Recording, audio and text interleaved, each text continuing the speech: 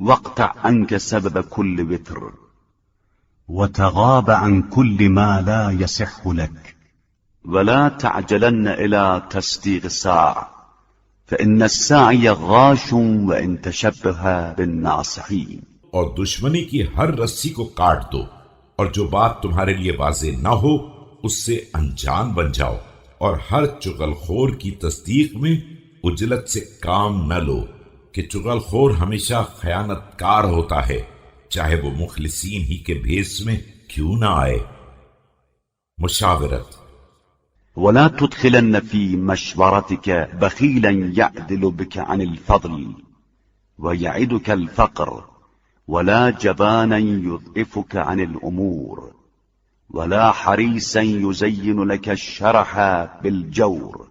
دیکھو اپنے مشورے میں کسی بخیل کو شامل نہ کرنا کہ وہ تم کو فضل و کرم کے راستے سے ہٹا دے گا اور فقر و فاقے کا خوف دلاتا رہے گا، اور اسی طرح بزدل سے مشورہ نہ کرنا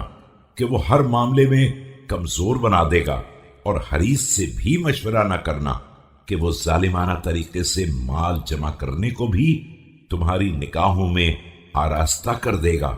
فإن البخل والجبن والحرص غرائز شتى يجمعها سوء الظن بالله۔ یہ بخل، بزدلی اور طمع اگرچہ الگ الگ جذبات و خصائل ہیں، لیکن ان سب کا قدر مشترک پروردگار سے سوء ظن ہے، جس کے بعد ان خصلتوں کا ظہور ہوتا ہے۔ وزارت: إن الشر وزرائك من كان للأشرار قبلك وزيرا، ومن شركهم في الآثام فلا يكونن لك بطانة۔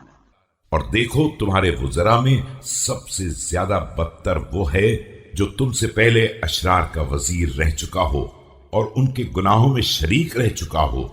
لہذا خبردار ایسے افراد کو اپنے خواص میں شامل نہ کرنا۔ فإنهم أعوان الأثمة وإخوان الظلمة،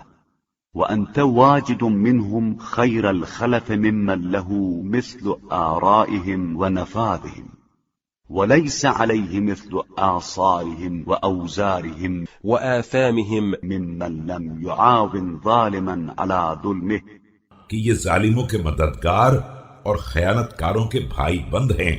اور تمہیں ان کے بدلے بہترین افراد مل سکتے ہیں جن کے پاس انہی کی جیسی عقل اور کارکردگی ہو، اور ان کے جیسے گناہوں کے بوجھ اور خطاؤں کے انبار نہ ہو،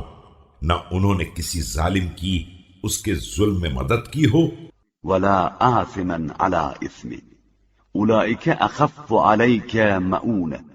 وأحسن لك معونة وأحنى عليك عطفا وأقل لغيرك إلفا، فاتخذ أولئك خاصة لخلواتك وحفلاتك۔ اور نہ کسی گناہ گار کا اس کے گناہ میں ساتھ دیا ہو، یہ وہ لوگ ہیں جن کا بوجھ تمہارے لیے ہلکا ہوگا، اور یہ تمہارے بہترین مددگار ہوں گے، اور تمہاری طرف محبت کا جھکاؤ بھی رکھتے ہوں گے، اور اغیار سے انس و الفت بھی نہ رکھتے ہوں گے۔ انہی کو اپنے مخصوص اجتماعات میں اپنا مصاحب قرار دینا